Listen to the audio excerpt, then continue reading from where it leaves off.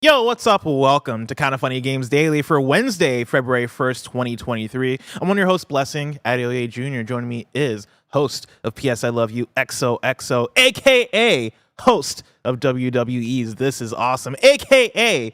WWE Superstar, Greg Miller. Hello, Blessing. How are you? I'm good. I'm upset that you didn't get clotheslined by JBL. Me getting cream pied by JBL didn't do it for you? I mean, it was nice to see. It was pretty cool, but I needed to see you see the recoil. We got to build up to it. You know what I mean? On the KindaFunny podcast, after I took Whataburger to task, I played a video of me taking my first ever bump in a WWE ring, and I got a lot to learn. How was that? Did that hurt? Because I saw the video and I was like, my head snapped back. Like I'm not. I wasn't like, you know what I mean? It's ridiculous. So we need to do some training before JBL fully destroys me, but I do hope we can keep that going. That's fair. We'll keep that energy going to WrestleMania and see what can happen. How are you doing? How's your review season going? It's good. You know, yesterday was that day where it was like looking around in the email, poke a few PR people like, hey, what's going on with the codes or whatever? Like, we're getting close. So it's like, all right. Like, yeah.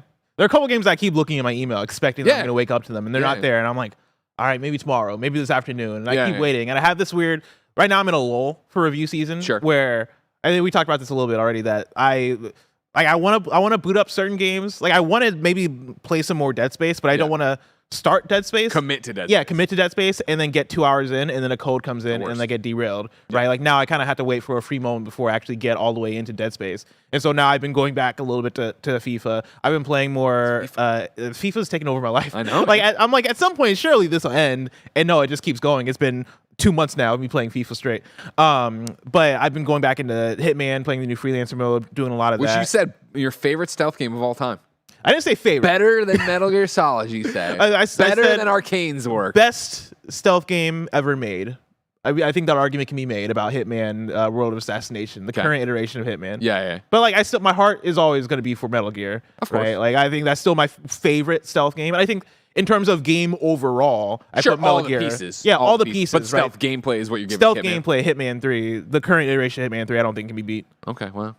I forget if you've ever been a Hitman person. Or I never have. It's never clicked for me. It's a little too mechanic for me. It's too mechanic based. It's a little too robotic, I guess, is what I'm looking for in terms of like go there, do this, make this happen, yada yada yada. Mm-hmm. And so for Hitman 3, I did the first 3 or 4 missions. I did the Knives Out mission and all that jazz. Got through that and stuff. I was like, I get it, but it's just not enough to drive me to come back over and over again. Yeah. The new mode, freelancer mode, I don't know how much you know about it, but it's basically the roguelike one, right? Yeah. So what is it? It starts and it's like, here's the disguise and here's a weapon and then go and then... So you're in a hub world, or you start off in like your little hub level, right? Your safe house, Agent 47 safe house, and you're like in the basement and it is like your headquarters where you are going through, you're taking contracts and then you're executing those contracts. You basically start off with a choice of, here are 8 different contracts that are randomized of, hey, there is this PsyOps leader that you can take down. There is this environmental destruction leader you can take down. Like there are different categories of targets that you can take on.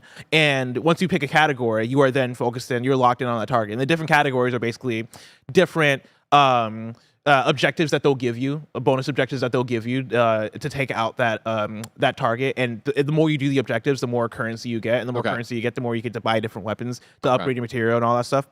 And so like, say you go after the arms dealer target, that means that your objectives are going to be based on heavy weaponry, take out 3 of his guards with a shotgun, take out the target with a SMG, bust out the explosives. Like those are the kind of objectives they'll give you versus if you go after an assassination target, it'll be like, hey, get the silent kill, go for the fiber wire kill, right? More quiet stuff like that.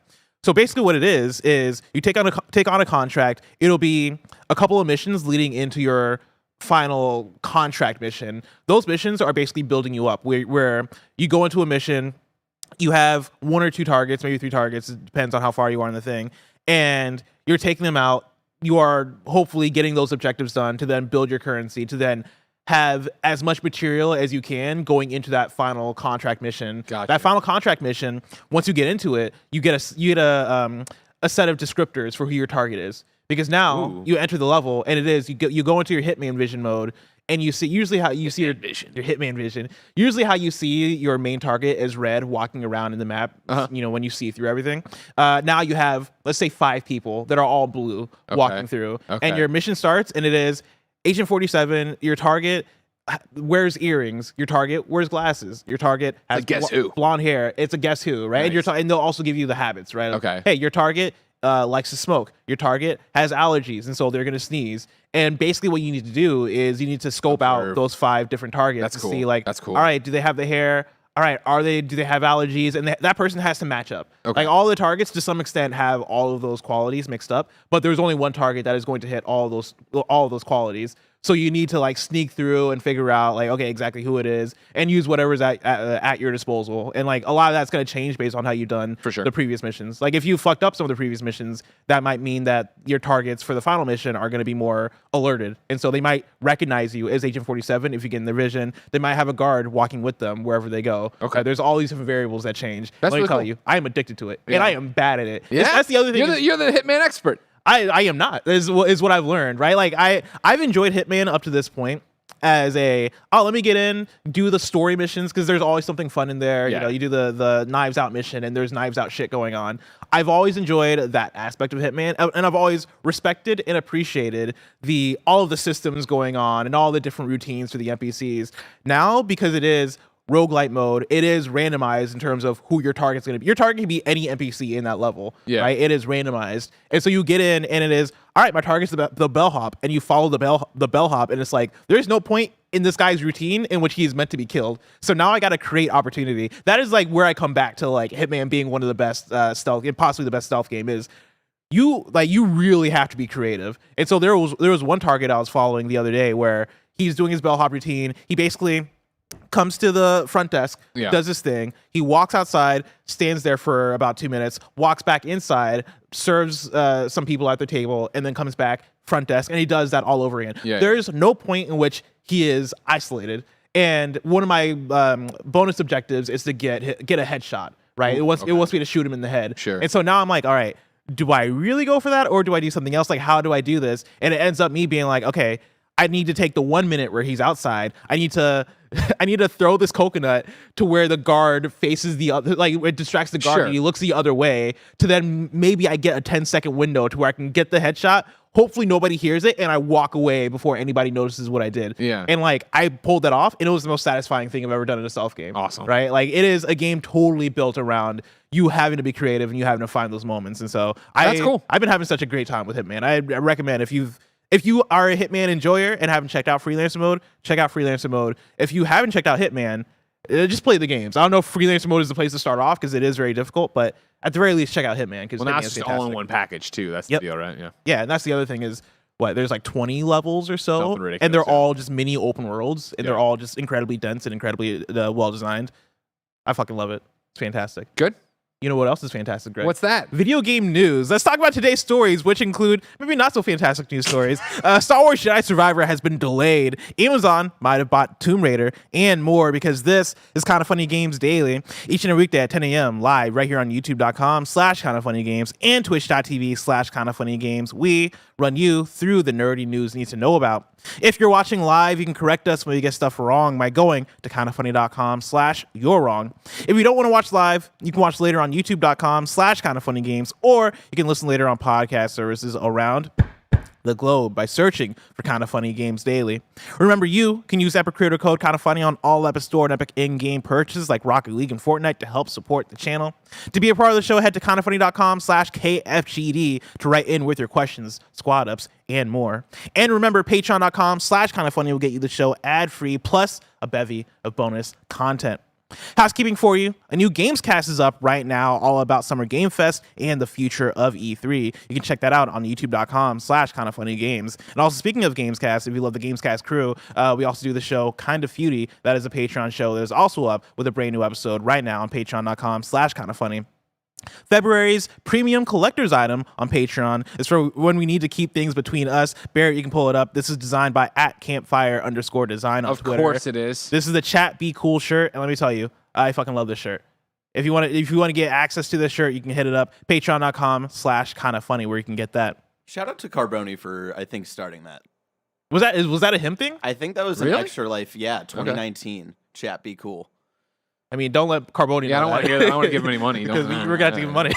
Thank you to our Patreon producer, Delaney Twining. Today we're brought to you by Grammarly, but we'll tell you about that later. For now, let's begin with what is and forever will be the Roper Report. It's time for some news. We have 6 stories today.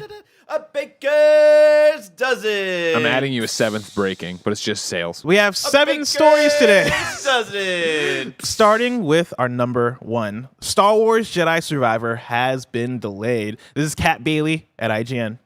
Star Wars Jedi Survivor is being delayed, EA announced today. Respawn's forthcoming sequel to Star Wars Jedi Fallen Order will now release on April 28th, approximately 6 weeks after its original release date. Quote, for the last 3 years, the Jedi team here at Respawn has poured its collective heart and soul into Star Wars Jedi Survivor, and we are proud to say the next chapter in the tale of Cal Kestis is content complete. We are now focused entirely on the final stage, bug fixes to enhance performance, stability, polish, and most importantly, the player experience. Jedi Survivor is a direct response to the feedback from our community, delivering expansive destinations to explore, evolved combat, and traversal. And of course, the continuation of Cal and BD's story. BD1! Making this game has truly made us a better team, and we have pushed ourselves at every level to make this the Star Wars sequel our fans expect from Respawn and Lucasfilm Games. In order for the team to hit the Respawn quality bar, provide the team the time they need, and achieve the level of polish our fans deserve, we have added 6 crucial weeks to our release schedule. Star Wars Jedi Survivor will now launch globally on April 28th. Thanks to EA and Respawn for giving us the time to deliver the best experience for our players, and to all of you for your understanding. End quote. Greg, how dare they? What the fuck, you lazy developers? Get off your asses. No, of course not. We loved Jedi Fallen Order. We gave it Game of the Year here at KindaFunny, and it's a controversial choice because so many people were like, but it was so broken at times, and this, that, and the other, and blah, blah, blah, blah. So I would hate to see, since that and the map are the big complaints people had about Fallen Order, right at the top of the order. Yep. I would hate to see them rush this out and get that again. I'd rather see them take all the time they need to make this as epic and awesome as I want it to be, because I can't wait for this game. Yeah. I mean, you go through their quote where they say, we're now focused on the final stage, bug fixes to enhance performance, stability, polish, and most importantly, the player experience. And I think those are the main complaints when it came to Jedi Fallen Order, right? The player experience mainly being the map thing. Yeah, right? yeah. But when I think back to Jedi Fallen Order, I think back to how much fun I had with that game, but I also think back to the bugs. Like that is actually a prominent thing I think back to, because I did play that game at launch, and I know a good percentage of the audience played that game at launch, right? And they had that experience. I think taking the time and making sure they get it right for Jedi Survivor, and making sure that they don't repeat that, is going to be best for this game, right? Like I think that is the thing to learn, is that especially when you're only talking about 6 weeks, people are willing to wait. People don't want to play a broken game. And I hope that's just it, you know what I mean? Like that is a short delay, and so you hope that is enough time to do whatever they're actually trying to finish up and get done with it. Yeah. But yeah, I can't wait. We loved Fallen Order. I remember. Okay, cool. There's gonna be another Star Wars game. That's great. I can't wait. Blah blah blah. And then that trailer you just saw again, right? From Game Awards, right? Watching that behind closed doors on a big screen, I was like, holy shit! Like the fucking Breath of the Wild gliding in and all this stuff. Let alone everything else Cal's doing in there and his little, rope swing and the talking to them about it and being like, so like. Are you depowering him to start? Are we getting a God of War 2 thing where you lose all your Jedi abilities? And like, nah, you're going to start as powerful as you ended, and then you're going to have to build on that. I'm like, that's fucking awesome. Let's go. Yeah. Seeing that Game Awards trailer for me turned me from, oh man, yeah, I'm looking forward to a sequel, to, oh man, I cannot wait for this video game. Yeah. I think the trailer did such a good job of showing how this could be the next step for the Star Wars Jedi series. And it being this is a thing that I feel like we don't talk about as much anymore because we're now further into the console generation, but it being a PS5 game versus a PS4 game. Sure. How does that come into play, right? Like, does this game immediately strike us as, oh man, this is a step forward? This feels like a console generation's jump worth of improvement for Star Wars Jedi Survivor. I think that could be cool too. The one thing that, to throw in here, right, that I think is a fun thing to talk about is looking at this release date. You're talking about April 28th. Day after my birthday. The day after Greg Miller's birthday. I look at Blessing Super Fun Game release. Yeah, what's happening on that to get calendar? Context, right? And I look at it, and we're talking about the same day as Dead Island 2, which between those two, I think Star Wars Jedi Survivor might have more juice. Might have more juice than Dead Island 2. Yeah. Do you think Dead Island 2 gets delayed? Well, That's a loaded question. Are you asking, do I think Dead Island 2 gets delayed because of Star Wars? Will Star Wars be a factor in Dead Island 2 getting delayed? In the tumultuous release schedule of development of Dead Island, I would not be shocked if they were already like, oh man, are we going to move this date again? And then this comes like, well, that's the straw that breaks the camel's back. Let's go. I don't think it's that big of a deal. I don't think it's that big of a, like, we have to get out of the way of it. But I do think it could be a contributing factor if they were kind of riding the fence of like, we could use more time. We do this. Again, Dead Island 2 is another game. It's like, it doesn't have to be perfect, but it's got to bring something for as long as we've heard about this fucking game. Now, May 2nd, you're talking about Redfall. That's coming to Game Pass. That is the week after, right? And so on April 28th, that is the Friday. The Tuesday after that, you're getting Redfall. Okay. Is there anything to worry about there? Worry about? No. I think Redfall is a different experience, right? Like, I think it's more interesting for Dead Island, where you're talking about, all right, cool, it's another open world, RPG zombie game to run around in, right? And granted, the perspectives are different, but that's what Star Wars is. Redfall, I do think, is going to be for most people that game you play together, and so I wouldn't be surprised if it was, hey, everybody jump on tonight at 9 o'clock. Well, okay, I'm going to sign on at 8. I'm going to play some Star Wars, and then I'll jump over and play for an hour with you guys, and then I'll go back to Star Wars. That could kind of be the vibe there. I don't think they worry as much about it. Dead Island being in the same vein, the same lane might be the thing. And again, Dead Island needs space, right? It needs to be able to breathe. So maybe that's why they move it if they do. More importantly, as you look at your calendar, what's before it? Because I wouldn't mind sneaking in a Fallen Order replay, but obviously we're so busy all the time. Well, Greg, KBABZ writes in to KindaFunny.com/KFGD, just like you can, and says, "What's up, KFGD crew? Is the Horizon franchise cursed? I went back to all of its previous release dates and found the following. Zero Dawn came out the week before Breath of the Wild. Frozen Wilds DLC came out the week before Super Mario Odyssey. Forbidden West came out the week before Elden Ring. And now Burning Shores DLC comes out the week before Jedi Survivor. While I don't think Jedi Survivor releasing after DLC is that big of a deal, it's both comedic and frustrating that its big releases are all in the week preceding much bigger releases and can't catch a window to own the moment. Maybe the third game should release in August or something. Thanks, and keep being awesome, KBABZ." And yeah, that's the one I look at of, you talk about what's before Jedi Survivor. The main thing, at least on my calendar, is Horizon Forbidden West Burning Shores. That comes out April 19th. Star Wars Jedi Survivor comes out April 28th. Okay. Is that one? I mean, how long is plenty of time for DLC? Yeah. Granted, you'd want people to jump in and get reinvested and want to finish their side quests and play more Horizon, but I think 10 days on that is enough of that to jump in and do that. Is Horizon cursed? It seems like it, right, for their major releases. It seems like something's always right there to get them. But I also think that, this speaks to what Horizon is. And we've talked about this a lot on PS I Love You, right? Where it's like, we have S-tier PlayStation franchises and studios. You think about Naughty Dog, you're thinking about Last of Us, right? Mm-hmm. And then you have A-tier, and you have things that are smaller, or not smaller, I guess, but I would say less than in terms of the hype and in terms of what's happening. And Horizon still is that. Zero Dawn was a breakout hit of like, wow, this is cool, and this is a really great thing. And then there was the build-up to Forbidden West, and Forbidden West came and was more Zero Dawn and improved and, more beautiful and more systems and yada yada. But it wasn't like revolutionary, right? It wasn't something that, made the world stop and play. It was a very solid, very awesome video game that we love very much. I think you guys always talk about, Janet, and you on PS I Love You talk about Insomniac and talking about like what they do with Spider-Man and stuff and how that resonates for different people. I don't think the Horizon franchise has hit that goated status yet, that it's hit this thing of like, wow, the world stops for it.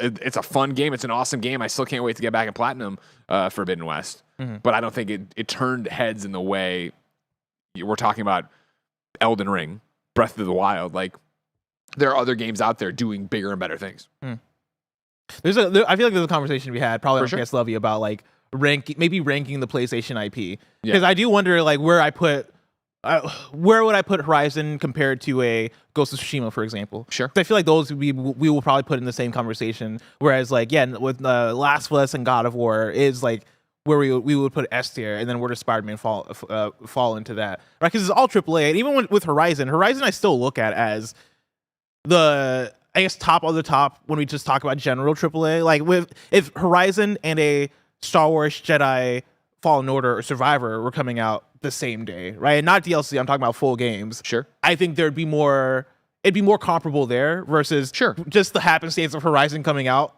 the week before generation defining stuff, right? This DLC coming out the week before Jedi Survivor. I don't think it's that big of a deal. Horizon Forbidden West. We don't know if it's good or bad or anything otherwise. It's brand new. Was to come out on the same day as Star Wars Survivor, what would you do? For me, there's no debate. I would go Star Wars in a heartbeat. Really? Yeah, and I love Horizon. I'm not taking away from Horizon. I'm not knocking Horizon or Guerrilla or anything like that. It's just like I fell in love with Aloy, but I loved Fallen Order more than I loved Zero Dawn. Like, I loved being a Jedi. I loved getting into that system. I loved being Cal. I loved BD1. I loved exploring that universe. Greasy money, baby. Like, I'm way more excited for that sequel than I was for Forbidden West, right? Because again, like, I feel like it's not that they played their hand out there, but it is just like, okay, cool. We know what we're doing in Forbidden West. We're going west and we're doing this thing. And there's a lot of awesome moments in there and amazing visuals and a great game. Again, this is such a weird one because I'm not putting it down. I mean, this is such an eye of the beholder and such a, what do you like to do? I way prefer the future rather than the past. And so running around and being I know it's a galaxy a long time ago, but like, running around having force powers and lightsabers and spaceships is more exciting to me than I have a bow and arrow and I'm fighting robot dinosaurs again. Like, that's just me personally.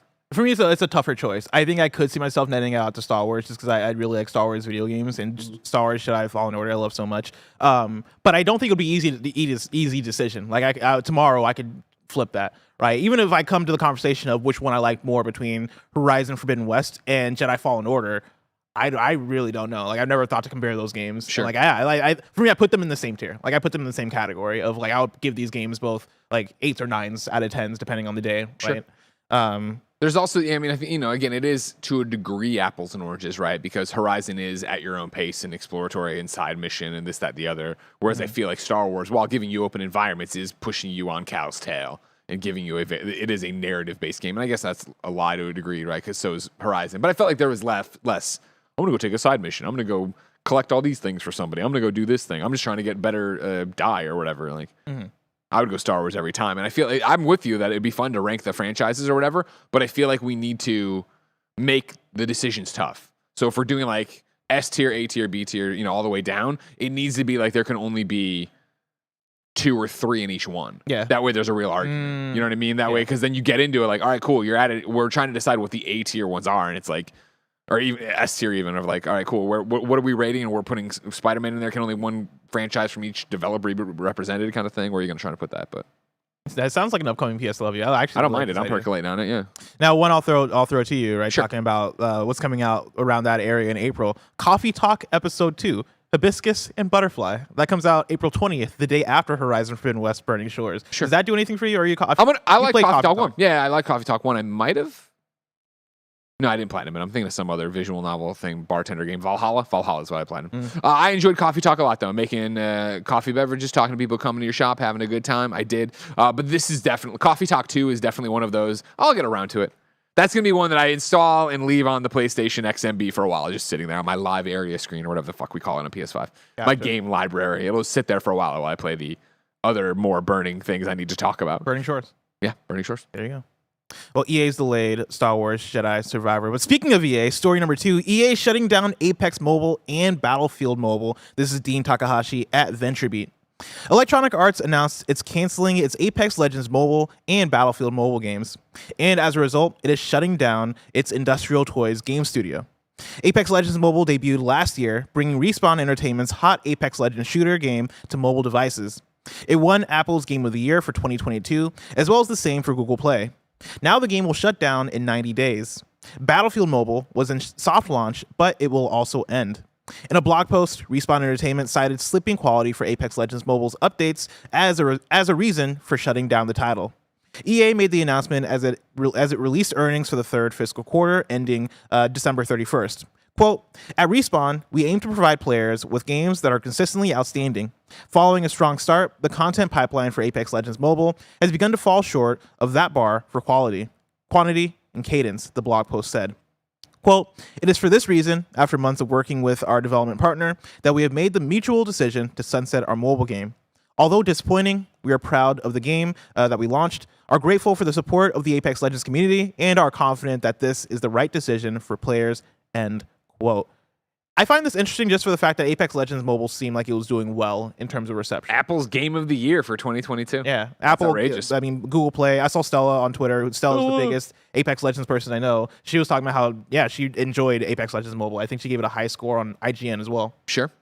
Yeah, I mean, this is the era we live in. I know we're going to talk about Rumbleverse here in a second, but, Rumbleverse backed by Epic Games, right? Getting taken out too as well. It's the era we live in right now where if you're not meeting the quality standards and also probably the engagement, right? If you're not making money the way they expect you to make money off these things or whatever the break-even point is, they're going to pull the plug on it. Even if it is a quality game, even if it does have some audience, you need so many people in there to make these games as a service successful. And that was the scuttlebutt yesterday on Twitter was talking about what is the future of games as a service and how, is that something people can make work? I think, we've talked a lot on this show about layoffs. We've talked a lot on this show about recession. We've talked a lot on this show about our industry reacting to outside forces in the tech industry in general. And I think this is another example of it of, okay, cool. Like we need to watch our money. We need not necessarily pinch pennies, but you need to pay attention and you need to invest in what's really delivering you dividends, what's actually paying dividends, what's actually paying off. And clearly for EA, Apex Legends Mobile and Battlefield Mobile aren't. And so it's one of those, man, that sucks. It definitely sucks for them shutting down. What's the studio? The toy, industrial toy, toys. Right? Like, of course, that's horrible. And it sucks for people to lose their jobs, be affected, the things they've poured years into being pulled. But it's also where we're at right now where, again, these things have been in production and chasing trends for so long. And when you see a mobile game hit that makes a lot of money, right, or battle royale or games as a service, right, a lot of other companies see, all right, cool, we could have a chance here. We could make this too. Maybe we could be another success story. And then you come out and you're a middling success. That's not enough for a corporation like EA. 1,000%. Story number 3. Amazon has reportedly bought the rights to the Tomb Raider franchise for $600 million. This is Anne-Marie Osler at GamesRadar. Amazon has reportedly bought the rights to the Tomb Raider franchise for the grand sum of, quote, $600 million. That's according to the website Fellowship of Fans, which says, quote, Embracer Group just sold their Tomb Raider rights to Amazon for a deal that we can exclusively reveal as being approximately a $600 million overall package, making it Amazon's second biggest purchase after purchasing the television rights for Lord of the Rings, The Rings of Power, end quote. This site appears to have a solid insight into Amazon's TV offerings, as it correctly predicted several early Rings of Power plot points months ahead of the show's release. While the source doesn't specifically state the currency, we assume the figure is US dollars. It's also unclear whether the deal includes games, movies, TV shows, and merchandise, or if it's only the film and TV rights, though the lofty sum that Amazon has apparently coughed up suggests that it's purchased the rights to the whole Tomb Raider IP. Of course, as this news hasn't come directly from Amazon, you should take it with a pinch of salt until we have official confirmation. And I think adding a bit to this, right, the article's finished here, but like, we reported before that Amazon is publishing the new Tomb Raider game, right? Oh, the game? The show, you mean, right? I think they're publishing the game as well. Oh, I was thinking of the Phoebe Waller-Bridge thing we were just talking about, right? Yeah. The TV series that broke this week where she was writing, or, whatever, trying to get off the ground a Tomb Raider series for Amazon over there. I mean, the more outrageous thing, right, is that, if you remember, Embracer Group bought the Crystal Dynamic and the IP and all that jazz and Tomb Raider and a bunch of other stuff for $300 million. Mm-hmm. So you're telling me they bought like a box full of IP in the studios and shit for $300 million and they sold one of them for $600 million? God damn, Embracer Group. We don't have to worry about how you make the money anymore. This is what you've been banking on. You're going to get there and get this thing going.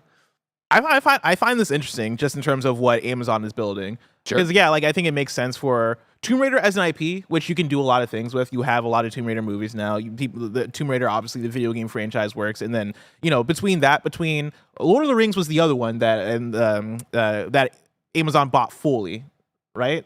Correct me if I'm wrong. I'm not the entertainment guy, but I vaguely remember something about that, right? Yeah. KindaFunny.com/you're wrong. How much does Amazon own Lord of the Rings? Or was that Embracer also? I forget. But like with that, right? I think looking at these bigger IP going, hey, what are some IPs that we can do a lot of stuff with? Because Lord of the Rings is also another one that you can do TV, movies, video games with as well. Well, this is the smart thing of like, if Amazon is all in and like they're doing the series with Phoebe, they want to do more stuff with it. Yeah, you'd want to, especially as we see the success of Last of Us Part 1 right now after Last of Us HBO, what we saw with The Witcher and then The Witcher 3 sales, what we saw with Cyberpunk Edge Runners and then Cyberpunk, right?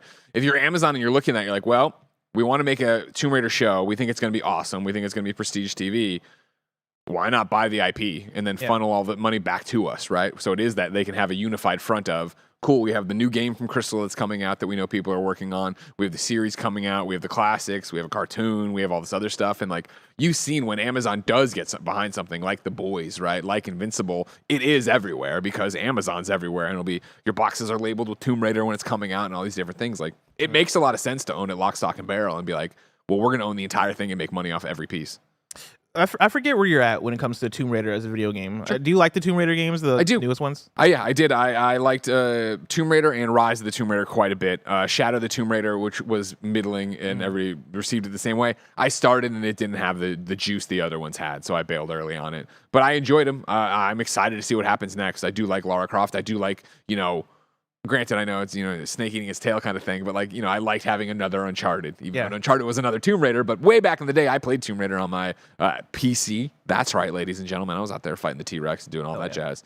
So yeah, I'm stoked for more. I'm excited to see what's happening with it. I want to know what this new one's going to be. You know what I mean? Like there has been so much scuttlebutt and rumors about it of like, okay, cool, but like, is it Camilla Luddington? Are we completely out of that universe? Are we just doing its own thing? Where are we at?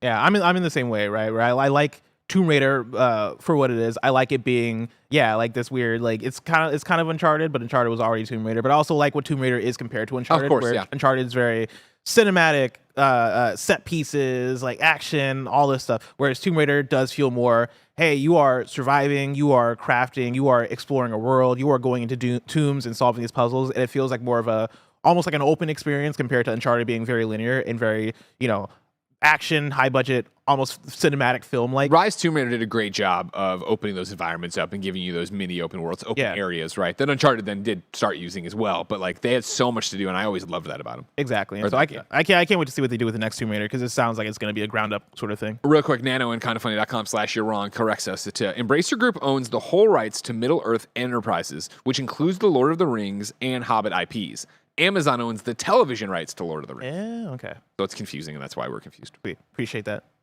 Before we get into the story number 4, I want to tell you about patreon.com/KindaFunnyGames, where you can go. You can get the show ad-free. And speaking of ads, let us tell you about our sponsors.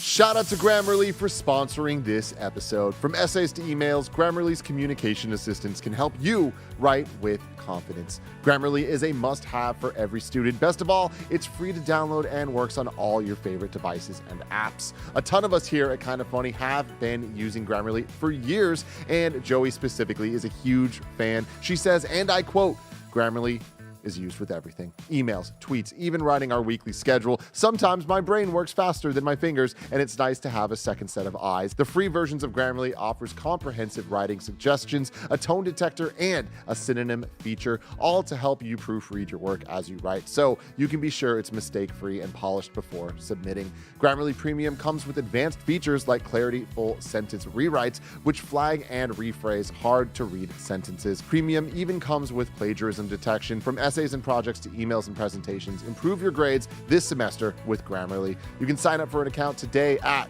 Grammarly.com/KindaFunny and get 20% off when you're ready to upgrade to Grammarly Premium. That's GRAMMARLY.com/KindaFunny. Grammarly.com/KindaFunny. And we're back. And I want to do another self correction. That is like, I was talking about Amazon publishing the Tomb Raider game. I've gone back and I found a couple articles that were, Amazon games Crystal Dynamics have struck a deal to have Amazon publish the games. And so there's clarification there. Nailed it. Story number 4. Rumbleverse is shutting down. This comes directly from a blog post on their website. Rumblers, we have an important update on the future of Rumbleverse.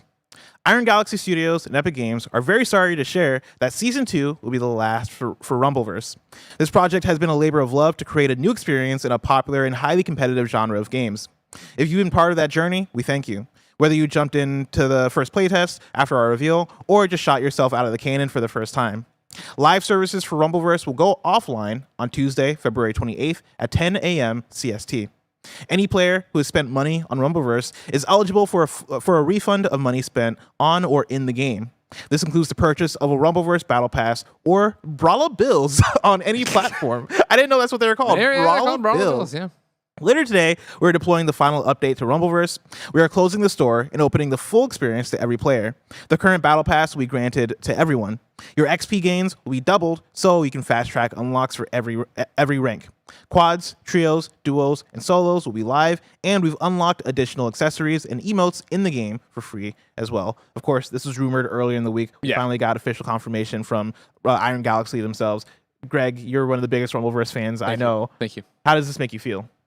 It has been 174 days since Rumbleverse debuted. That's wild. That is outrageous. August 11th, 2022 was the official launch of Rumbleverse. Half a year. I'm shocked, and I know I shouldn't be because games and battle royales and things like that close all the time. But it's the fact that Epic was behind this one, right? Iron Galaxy made, but Epic was, obviously the deal I'm partnered in publishing it. Like, I would have thought for sure they would have committed to this longer. I can only imagine what the drop-off in players was. Me and Mike played the hell out of this game at launch.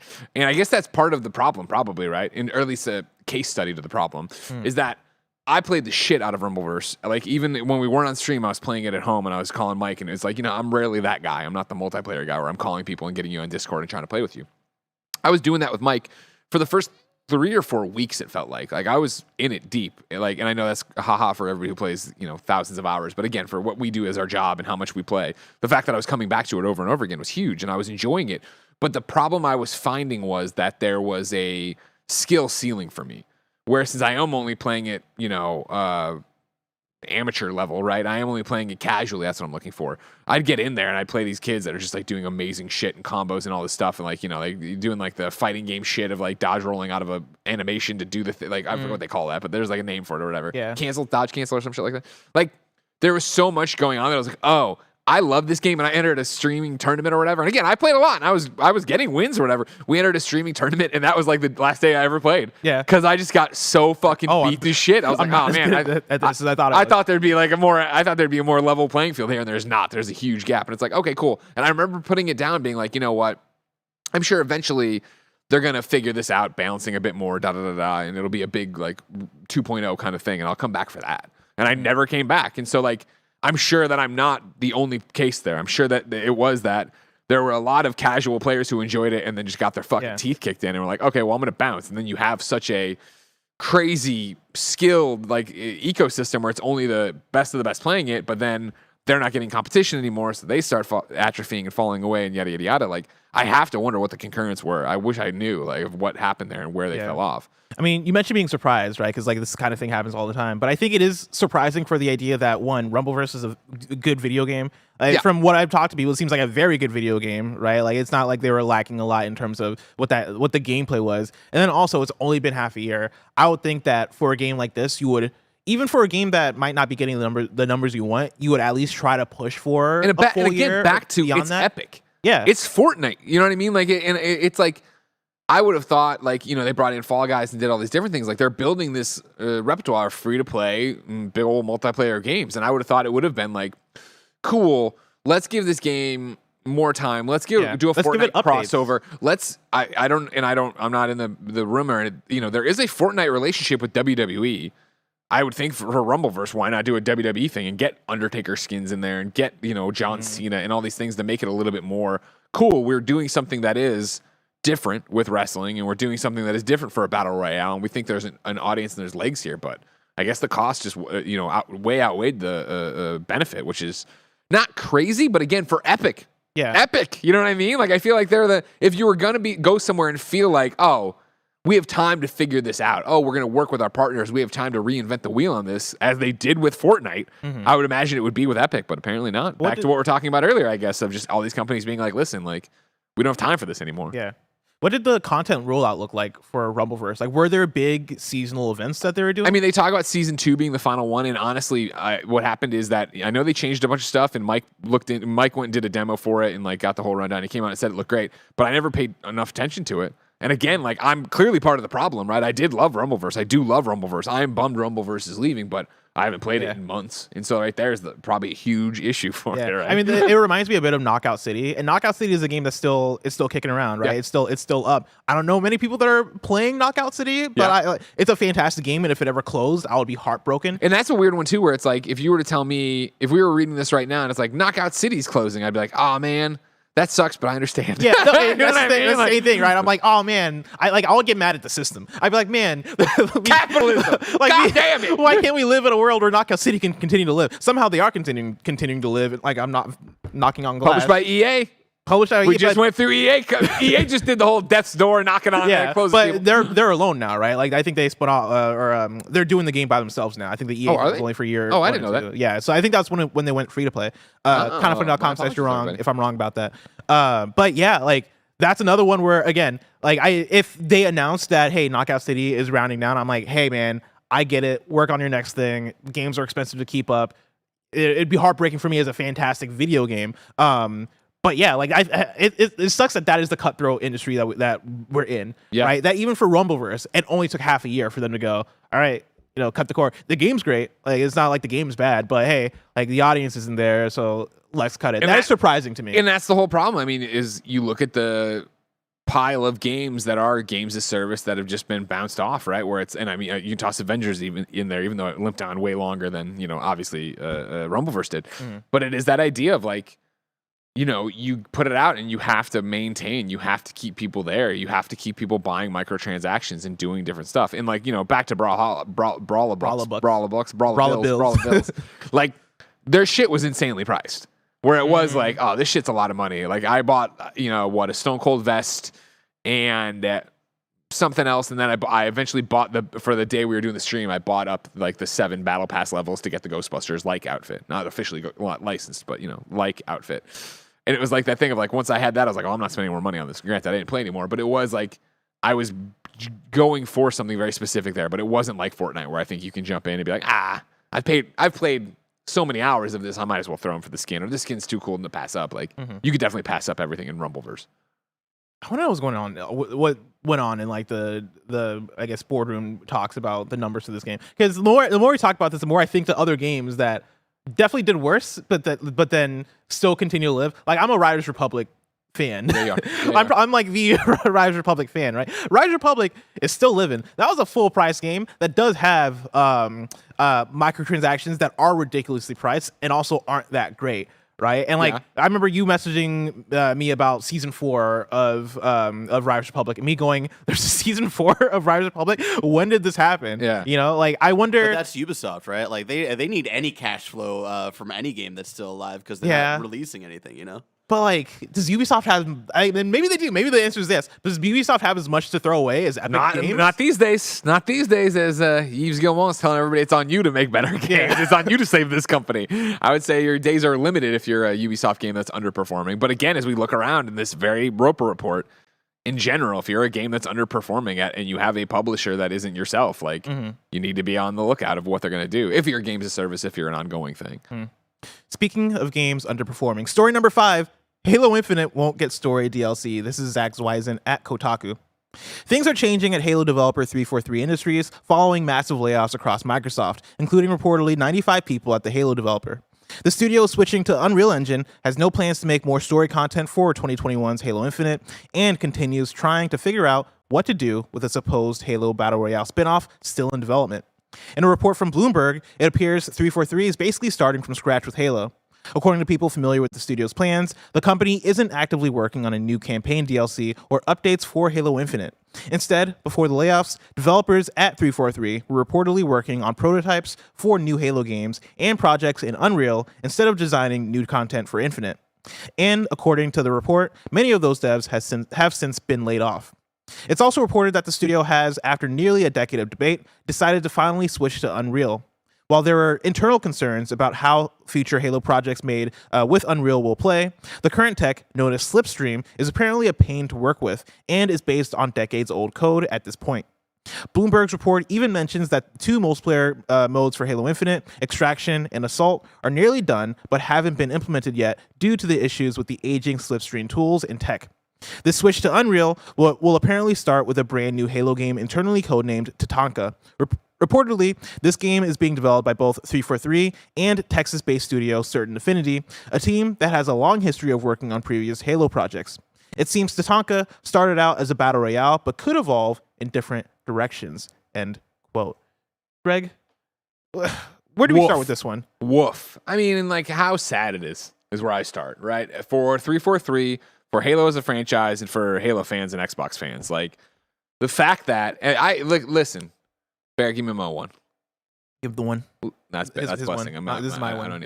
I can lean over if you want. Listen, ladies and gentlemen, Halo fans out there, I'm a DC fan, so I feel your pain. All right, I just lived through the DCEU. I just had to sit there and be like, well, this is as good as it's going to get. This is what it's going to be. I'm so sorry that this has been the situation for you, that you cannot catch a break with a franchise you love and inarguably Xbox's biggest IP.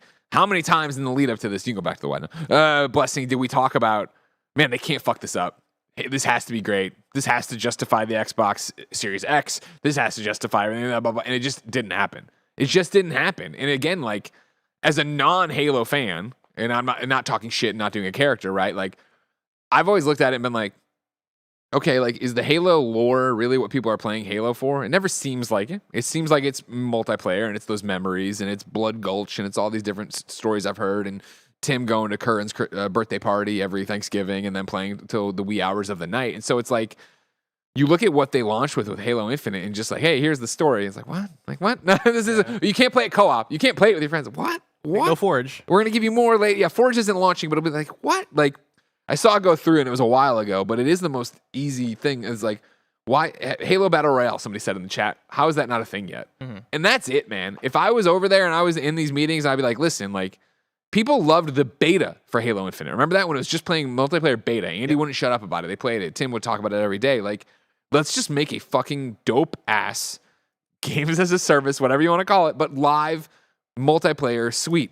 Put out a Halo Battle Royale and build from there. Put in the modes, do the things, blah, blah, blah. Do we need a campaign? Sure, but that can be one of the other projects we're talking about. That can be one of the other things. And again, I'm talking about my ass. I'm not a Halo fan. I'm not an Xbox player for the most part. So it's not like I'm the expert here, but clearly the experts also missed on this one. They whiffed on this one. And so then it's like, to see 343 have to come out last week, 2 weeks ago, and be like, look, we're still here. Master Chief's still here. We're working on that. But then you read this, right? And it's talking about the layoffs that are happening, right? They were trying to do this. They pulled the plug on Infinite support, and then this, then it's like, damn, man. Yeah. Like, it still sounds like it's in flux and in chaos over there. And chaos is probably too strong a word, but definitely in flux. I don't think anybody knows really what Halo's going to look like in 4 or 5 years, but man, I wish they could get a break. As one tortured fan to another, I wish you could get a break, Halo fan. It just shocks me that we got to a point where, yeah, you're talking about the betas. Even on launch day of Halo Infinite multiplayer,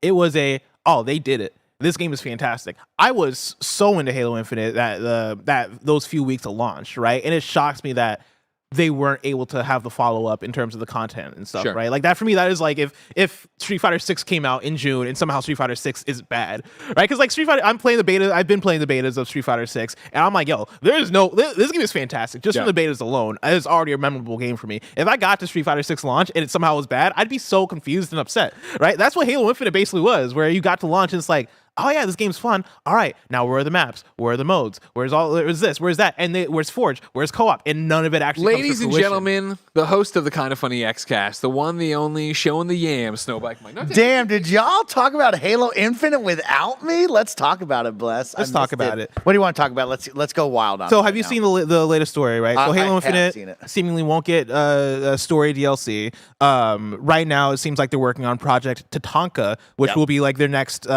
swing at Halo, which is switching to Unreal. They're working with Certain Affinity. It's the game that has started out as a battle royale, but could evolve into different directions. I guess my question for you, I'm sure you've talked about this a billion times on Xcast, but where does Halo go from here?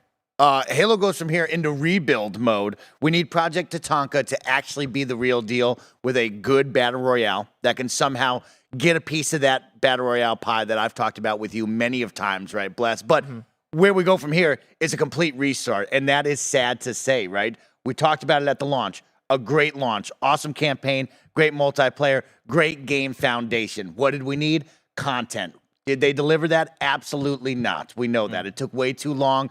A lot of people were mad at me when I said that, right? But now from here, That's so disappointing, Blessing, that we did not have story content ready to rock and roll or planned, right? Like there were people pitching different essentially games in the Halo universe instead of, hey, let's make story content. That's insane to think, especially because this was a 10-year plan of what Halo Infinite was supposed to be, right? This was supposed to be that living, breathing live service game that will get multiplayer updates, we'll get story campaign, we'll just keep going for 10 years.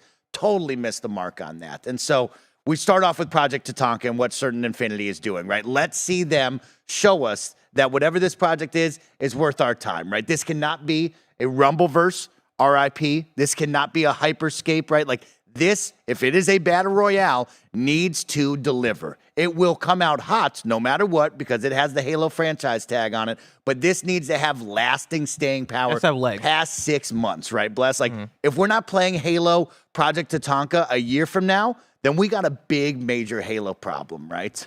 You will not be playing it a year from now. Greg, there's a high chance we won't be, Greg, because in the Battle Royale genre, you're going up against Apex, Fortnite, and Call of Duty and other smaller ones that have proven they can stay alive just in that tough area, right? But everybody else comes and misses. And so now we start with that, and we get to see it in Unreal. If that is true, let's see if they can deliver on that, right? A lot of people talked about Slipspace Engine being the problem. A lot of contractor workers coming in, not knowing the engine, having struggles, trying to get in the flow of the engine and creating within that.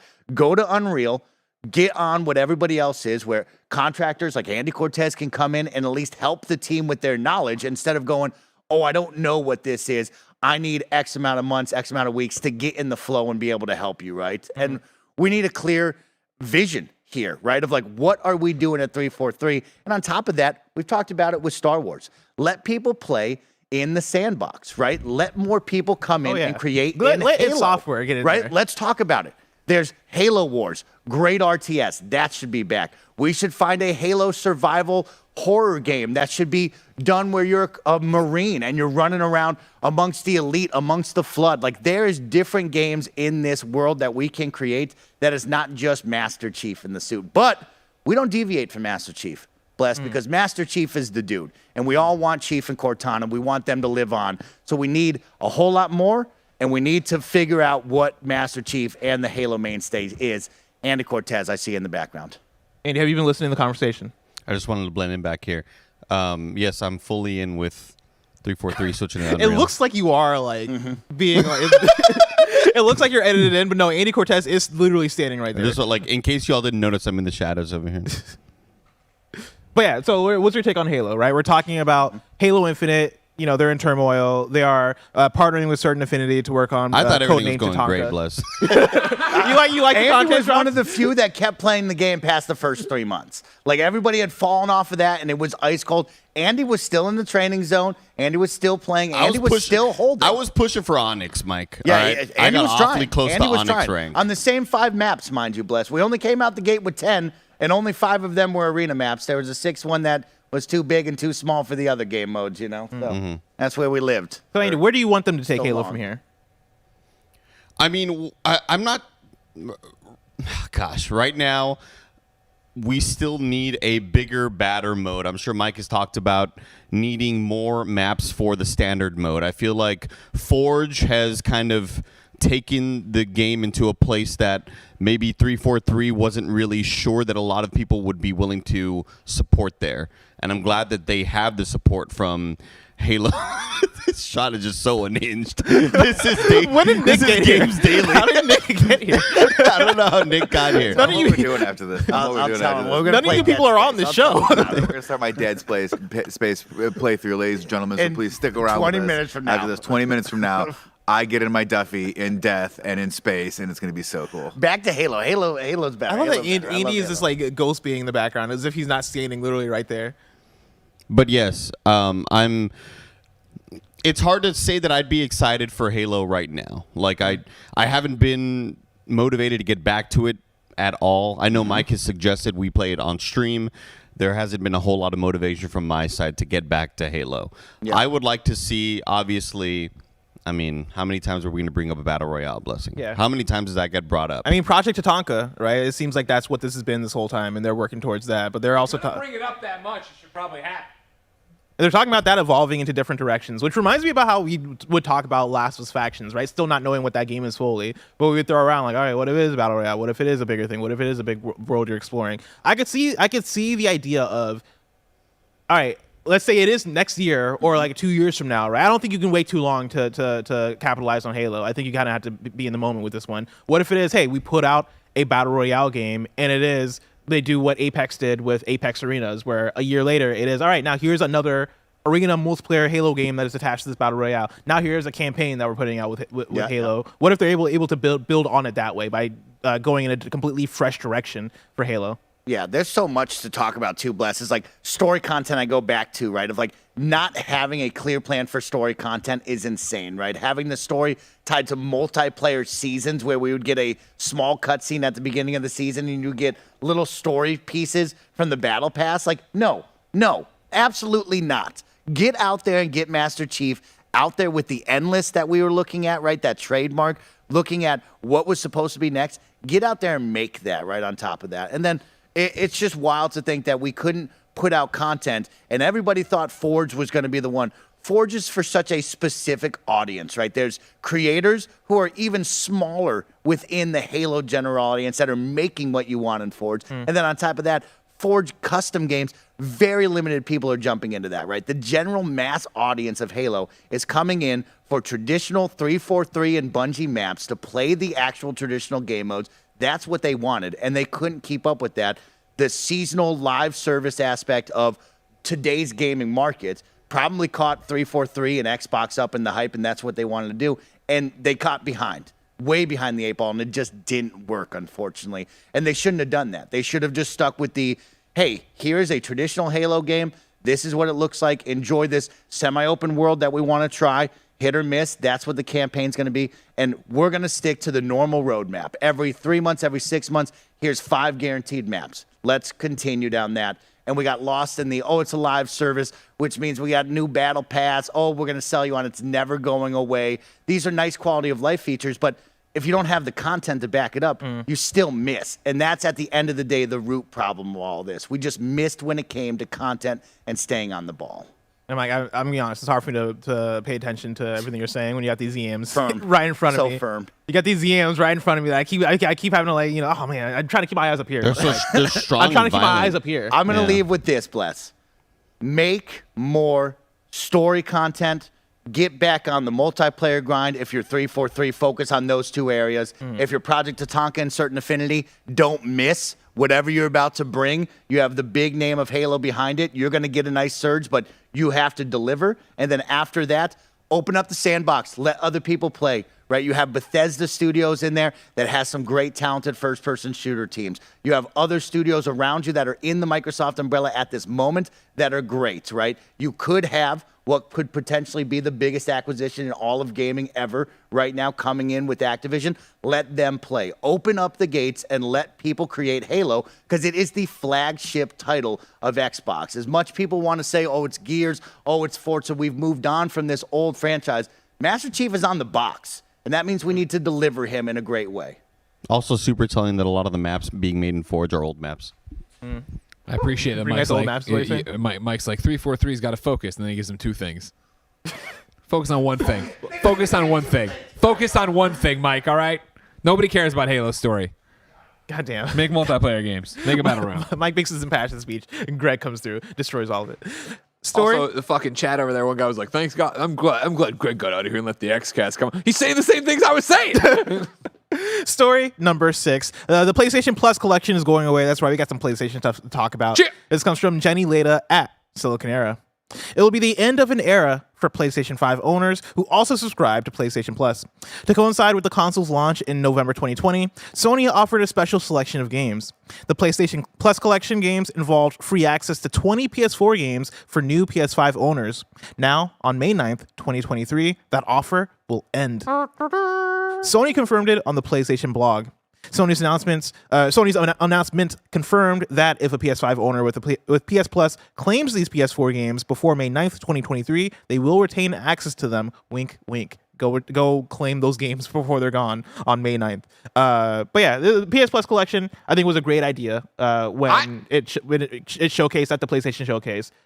I feel like this is fine. I'm shocked it's been around this long. Yeah. I thought for sure they're like, hey, we want you to buy a PlayStation 5 and feel like you're getting your money's worth. So we're going to do this at launch and then we'll remove it by the end of the first year. The fact that it's limped on for 3 years. I forgot this is a thing. Totally. Probably it's lasted longer because of how hard it was to get PS5s on the shelves and stuff like that. That makes sense. Sure. Yeah, And of now that course, PS5s are corporate more Sony available. coming in and taking it away, and now that PS5s are actually getting on the shelves, right, guys? How fucking dare they, right? But for a recap of what those games were, right? You're talking about Batman Arkham Knight, Battlefield 1, Bloodborne, COD Black Ops 3, Crash Bandicoot Insane Trilogy, Days Gone, Detroit, Fallout 4, Final Fantasy 15, God of War, Infamous Second Son, The Last Guardian, which, man, we don't talk about Last Guardian enough. I like that we game. talk about it enough. The Last we was... talked about it enough. Let's talk about it more, though. I'm a bird dog. I love that bird dog, man. The Last was remastered, Monster Hunter World, Mortal Kombat X, Persona 5, Ratchet & Clank, Resident Evil 7, Until Dawn, Uncharted 4, Thieves End. I believe most, if not maybe all these games, but I'm just going to say most to be safe, are on PlayStation Plus Extra. Honestly, the fact that they're taking this away, thank God I'm going to stop getting people who are like, well, Barrett, should I play Persona 5 or Persona 5 Royal? And then I tell them Royal, and then they're like, but Persona 5's on the It's on the PlayStation PS Plus Plus collection, you know? Just play Royal. Go play Royal. It's on sale all the time. Or you can play Persona 5 Strikers. Skip the other games. Or Royal's on Game Pass. so Skip there you right go. to Strikers. Embrace chaos. But there you go. Just a heads up for y'all. Go We'll buy your redeem those PlayStation games. 5 if you haven't already. Yeah. I forget how, if you get PS Plus and you don't have a PS5, can you still redeem these games? Do you know how that works? That's another No, kind I of think funny.com. it's I think it's like you have to have a PS5. Hmm. Like you don't get that access if you're doing it on PS4 or whatever. Well, what if you use the web portal? Can you not claim them that way? Kindoffunny.com / question. you're wrong. People are saying nope. Popping off in chat says nope. Okay. Reezer is nope. Okay. Yeah. All right, cool. Appreciate it. Last news story. We got a breaking news story for you. This comes from at Sony Santa Monica on Twitter, where they tweet out, as my Twitter is loading slowly, we're incredibly humbled that God of War Ragnarok has officially sold through 11 million copies. None of this would be possible without the support of our fans, so thank you for coming on this journey with us. There you go. 11 million copies. God of War A Ragnarok. lot of copies. We were wondering how lot many of it would copies. sell. It sold a lot. There you go. I had this conversation with Tim. I forget if I brought this question up to you. So I'll bring it up to you now. Right? Me and Tim were talking about the fastest selling games. And I forget, Bear, do you remember the game that we were talking about that was like the last fastest selling game on PlayStation 5? It might have been Horizon Forbidden West. It was one of those PS5 and PS4 games. I think it might have been Horizon. Was it not God of War? Actually, no, I guess now it might be God of War Ragnarok. Yeah, I think it was God of War we were talking about. Yeah. The question I posted to him that I'll post to you is, when's the next fastest selling PlayStation game coming out? Like exclusive? Yeah. Spider-Man 2. You think even without the PS4? 100%. Okay. But I mean, it's also like one of the main things they do with all that shit is always it's the fastest selling comic book game. It's the fastest selling For sure. PS5. But I'm talking it's about fastest I'm selling- talking about for the metric of fastest selling in 3 days PlayStation game. fastest selling Spider-Man 2, fastest selling PlayStation 5 games over 3 days. not PlayStation 5. Why not? Because that's too much. That's too much of a qualifier. Because yes, like it's going to be the fast selling PS5. I'm just talking about copies, just pure copies. You understand what I'm You understand? I think the answer is still Spider-Man 2. I think it could be, but I'm not convinced that it's a surefire bet. I think you're underestimating the power of Spider-Man like you often do. Because you hated Miles Morales. I do hate Miles Morales. Yes. All right, fair enough. We'll see. We shall see.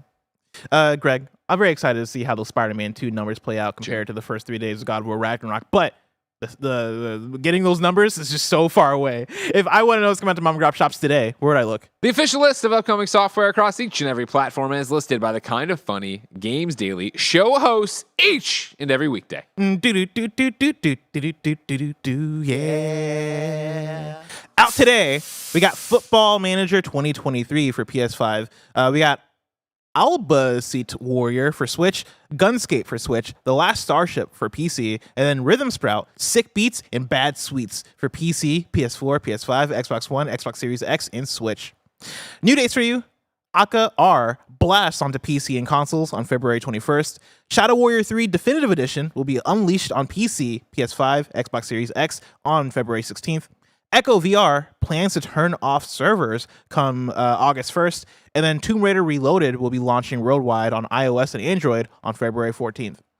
Deal of the day for you. Speaking of PlayStation Plus, those February games have officially been confirmed by PlayStation themselves. Chip. So you're getting Destiny 2, Beyond Light, Evil Dead, the game, Ollie Ollie World, and Mafia, the definitive edition. Now it's time for KindaFunny.com/you're wrong, where you write in, let us know what we got wrong as we got it wrong, so we can correct it for those watching later on YouTube and listening later on podcast services around the globe. Nano says, Bless kept saying Slipstream for the Halo engine, but the engine is called Slipspace. I feel like the article called it Slipstream. Unless maybe I was mispronounced that. No, the article says Slipstream. So that's a you're wrong for the article. I accept no responsibility. I take no responsibility. I'm not a Halo developer. Nano says to play the PS Plus collection on PS4, you must first have and gain access to it on a PS5. Simply log onto your PS5, head to the console's PlayStation Store, and find the PS Plus collection tab. So this is what I'll say to you, audience. Go to your friend's house that has a PS5, log on to their PS5, claim these games. Smart. Easy. Get around it. Loopholes. PlayStation, stop listening. We could do a whole stream. What up? Where if you support us at like the $10 level or whatever, some shit like that, we'll make up a thing. You send us your username and password. We'll log in. That's actually great. That's really great. We got to get the numbers up there. Venmo at Game Over Radio. We got to make sure that's doable though, because I'm sure there's like a chance because PlayStation can be this way, where it's like it has to be your home console or like your core console or whatever the fuck. No way. No way. All right. There you go. But still, we could just make it their core console for like 5 minutes and then. But like, isn't there a limit You on won't have that? to do that. You won't have. Yeah, there's a whole thing, but you don't have to do that. No way. What is that shirt Kevin's wearing? It's a Pizza Planet from a show called Toy Story, in which a toys movie come I to like life. your shirt, Kevin. He's nodding at me. I think he understood what You I said. understood? Yeah. Thumbs up. And then the last, Nano says The Last of Us Part 2 was previously the fastest selling game before God of War Ragnarok with 4 million copies in 3 days. Before that was Spider-Man, 3.3 million, then God of War, 3.1 million. Wow. There you go. Ladies and gentlemen, that was kindafunny.com/you're wrong. I am deleting those. I am looking at the rest of this week's hosts for Kinda Funny Games Daily. They go like this. On Thursday, tomorrow, you're getting me and Tim. Then on Friday, you're getting Tim and me. If you're watching this live right now, after this is Dead Space with Mike and Nick. If you want to catch that stream later, you can, of course, subscribe to youtube.com/kindafunnygames. Remember, this has been Kinda Funny Games Daily, each and every weekday live right here on youtube.com/kindafunnygames and twitch.tv/kindafunnygames. We run you through the nerdy news you need to know about. Until next time, game daily.